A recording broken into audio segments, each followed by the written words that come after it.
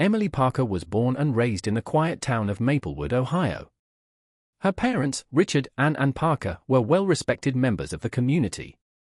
Richard owned a local hardware store, while Ann was a nurse at the nearby hospital. Emily, the middle child with an older brother Jack and a younger sister Sarah, was the apple of her parents' eyes. From an early age, Emily exhibited a zest for life. She was an exceptional student, excelling in her studies and participating in various extracurricular activities. Her passion for teaching emerged during her high school years, inspired by a history teacher who brought the past to life in vivid detail. Emily pursued her dream by attending Ohio State University, where she earned her degree in education. After college, Emily returned to Maplewood and secured a teaching position at the local elementary school. Her dedication to her students was unparalleled. She often stayed late to help with after-school programs and tutored struggling students on weekends. Her colleagues admired her enthusiasm, and parents often requested her for their children's classes. Outside of her professional life, Emily had a wide range of interests.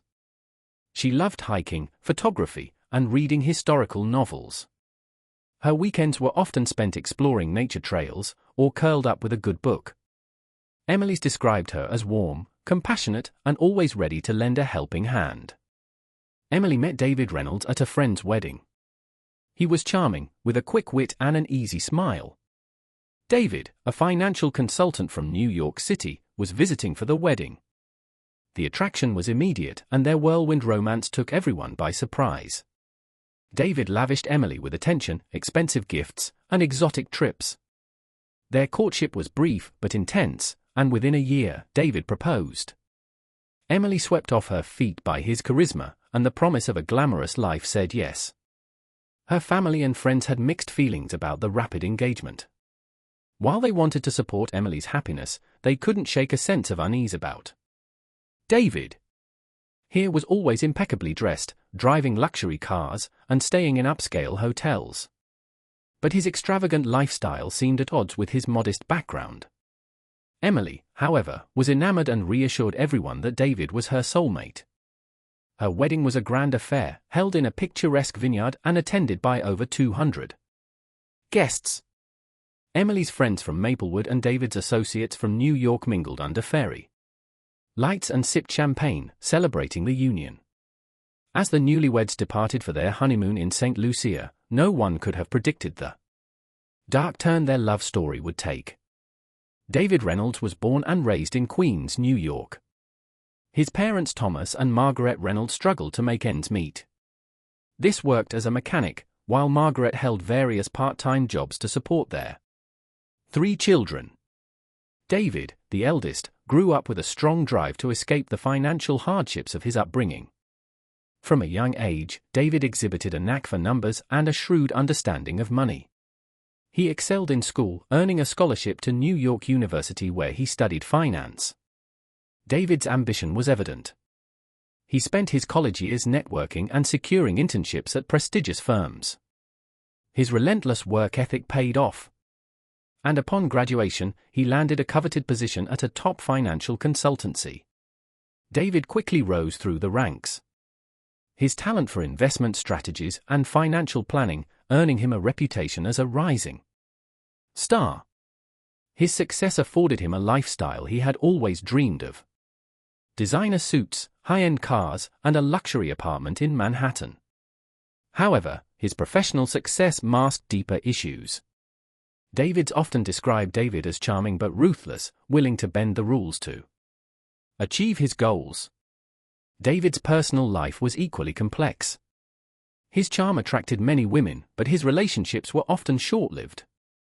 He had a series of high-profile romances, each ending abruptly amid rumors of infidelity and deceit. Despite this, he maintained a polished public image, carefully curating his social media to portray a life of sophistication and success. When David met Emily Parker, she represented something different.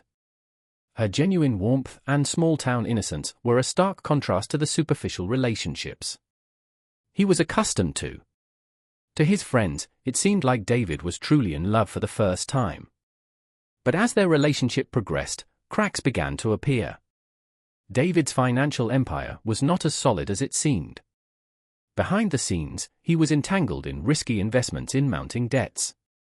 David's financial troubles were compounded by his extravagant spending habits. He kept these issues hidden from Emily, presenting only the image of a successful and devoted partner. His decision to propose was as much about securing a future with Emily as it was about seeking stability amid his growing financial chaos. Their wedding, though a joyous occasion, marked the point where David's deceptions began to catch up with him.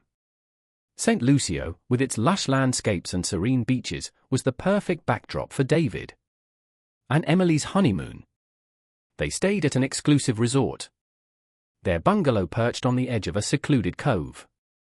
The first few days were filled with romantic dinners, sunset walks and excursions to explore the island's natural beauty.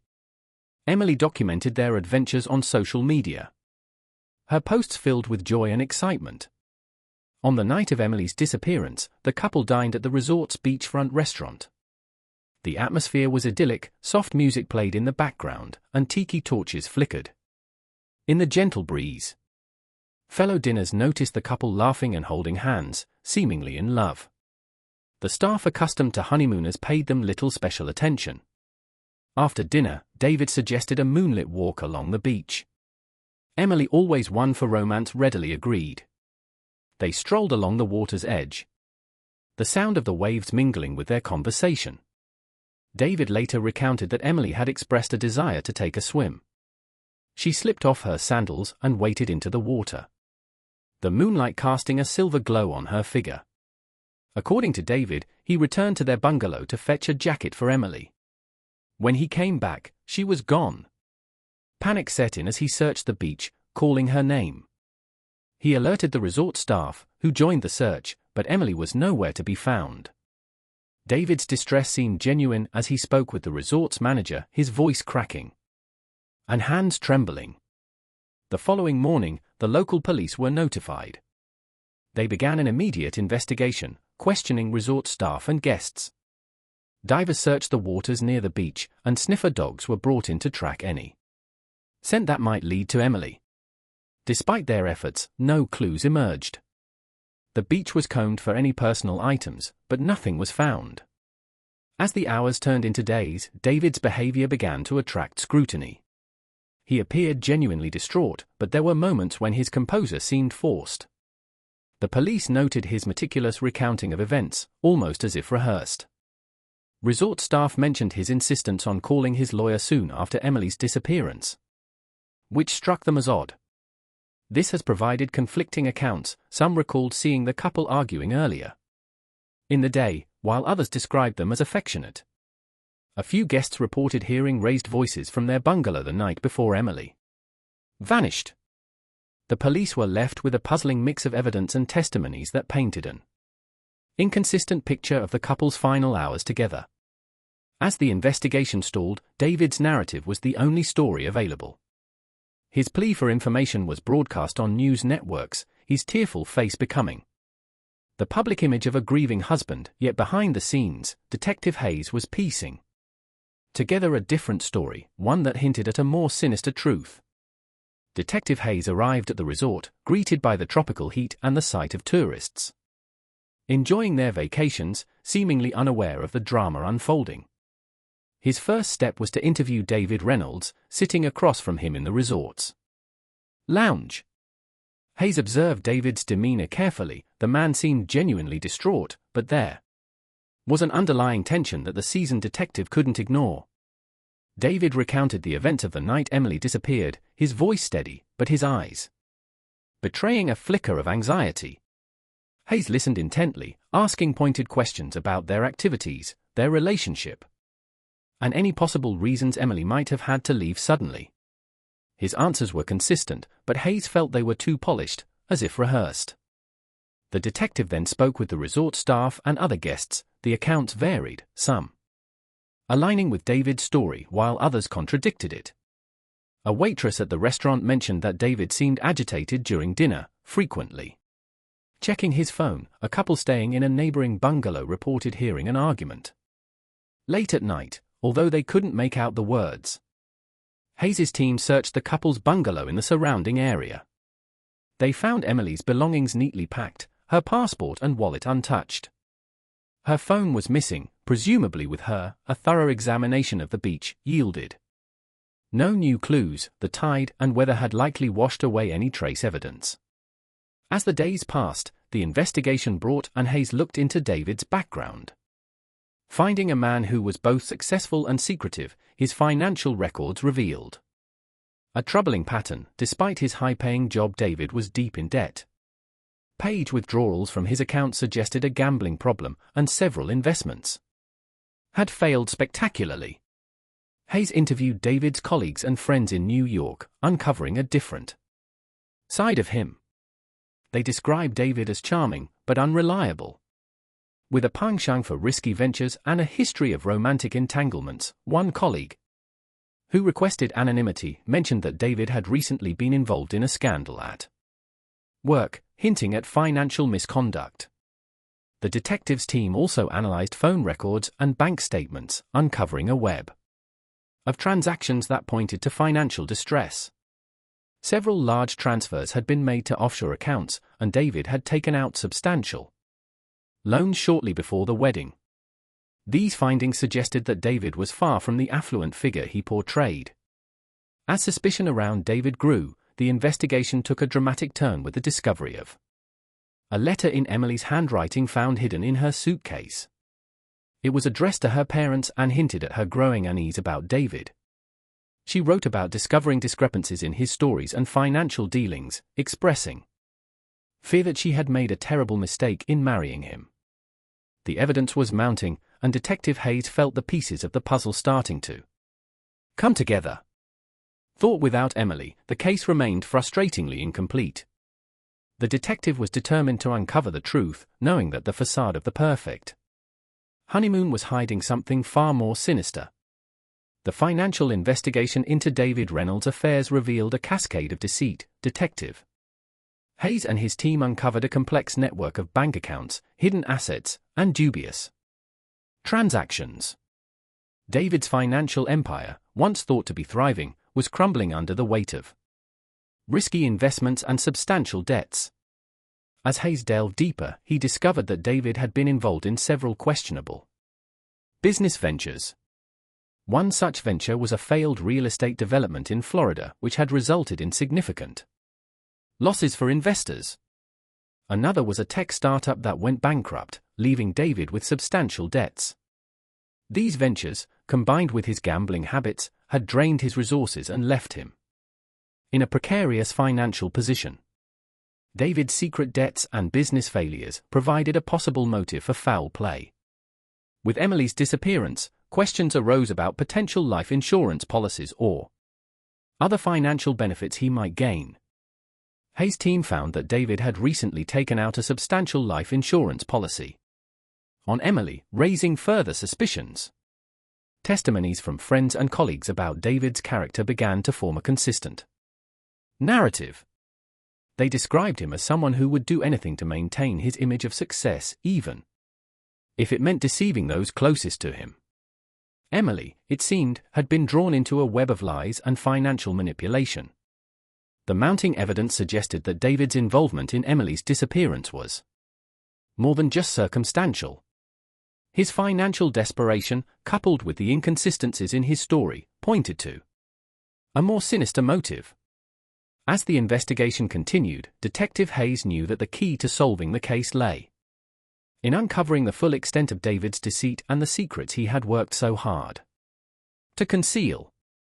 As the investigation deepened, another layer of David Reynolds' double life began to unfold.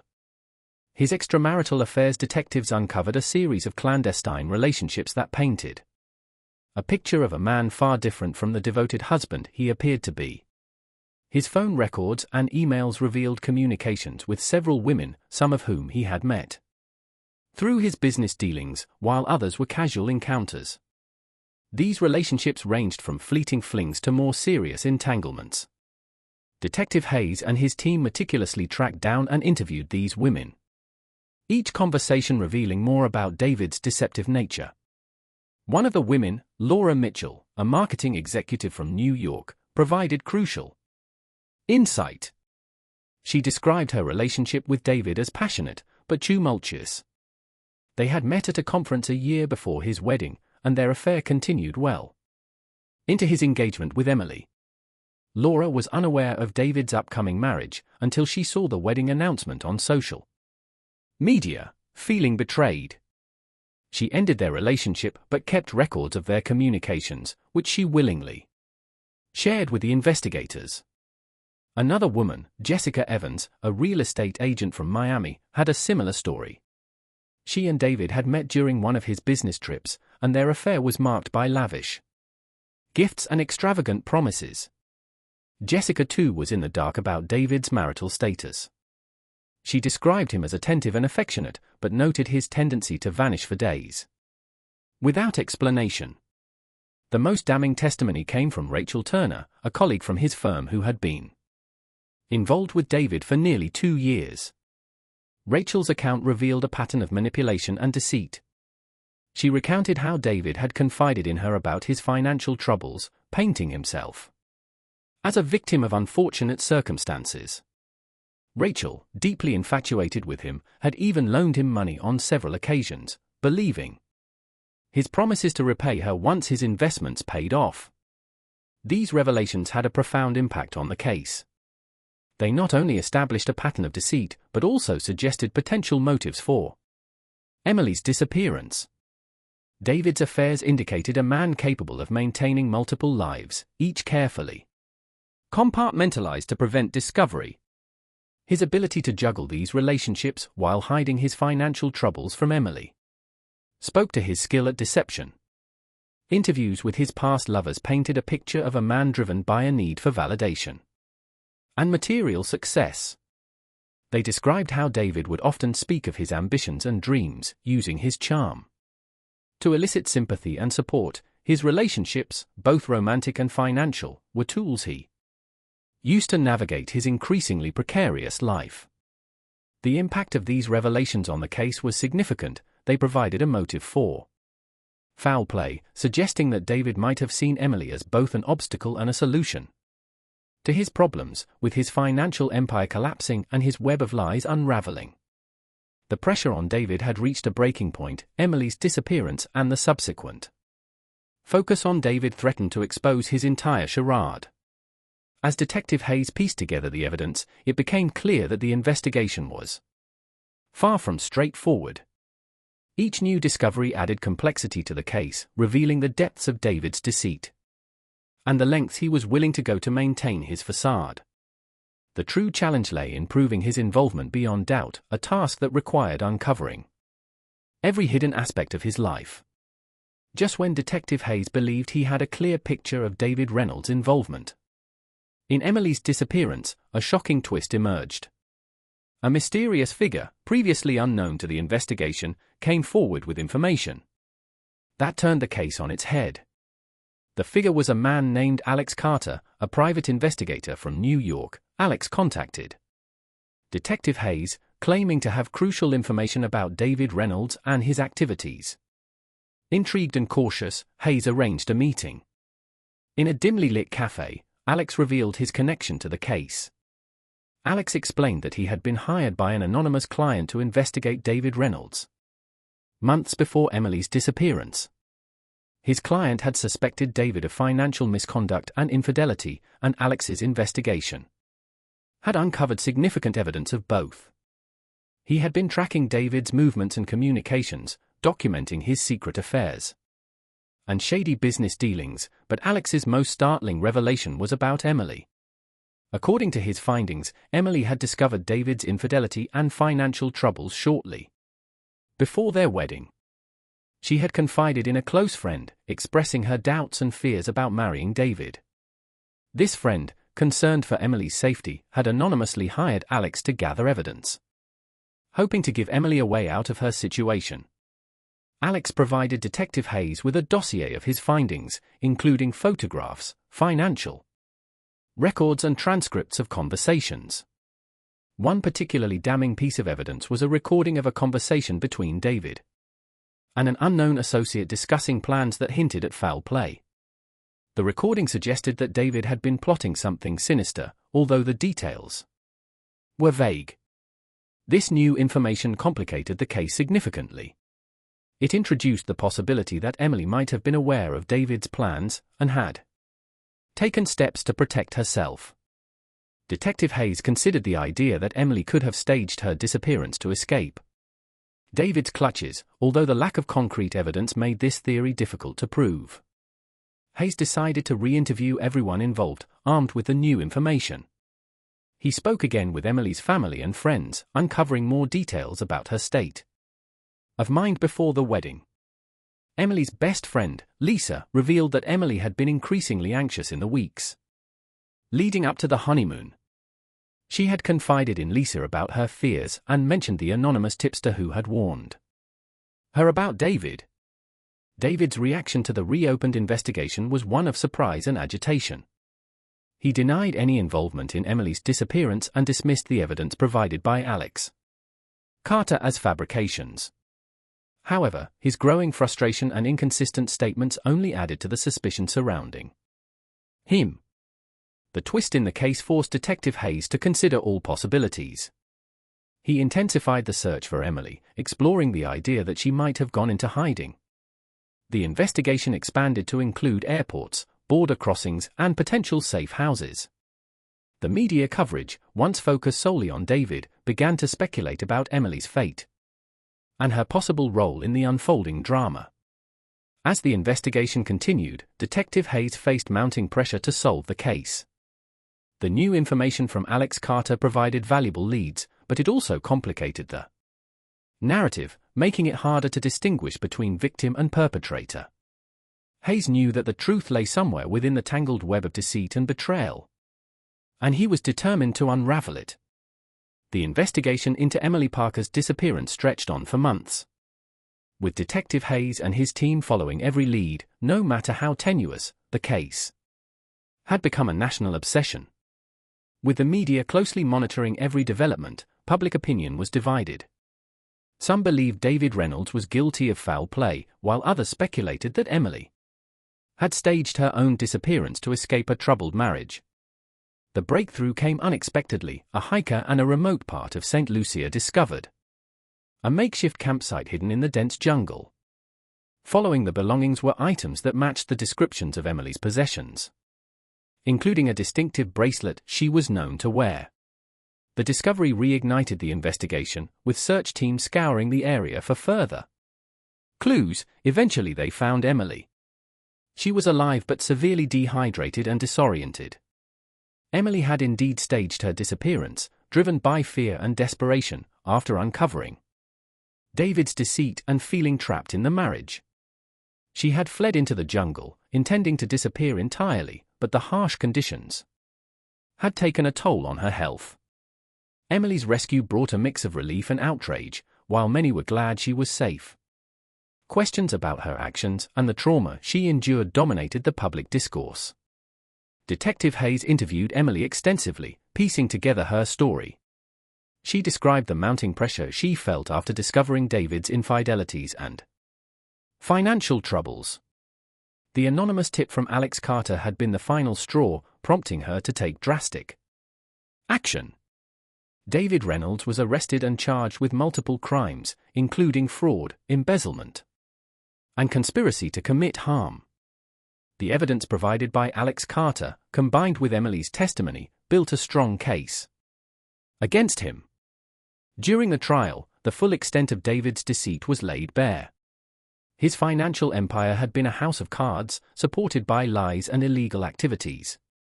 The jury found him guilty on all counts, and he was sentenced to 10 years in prison. The aftermath of the case left lasting scars on everyone involved. Emily returned to Maplewood, where she began the long process of healing with the support of her family and friends. She became an advocate for domestic abuse victims, sharing her story to help others in similar situations. The media's fascination with her life eventually faded, but Emily remained a symbol of resilience and survival. Detective Hayes reflected on the case as one of the most challenging of his career. It had been a journey through layers of deception and human frailty, revealing the dark complexities of love, trust, and betrayal.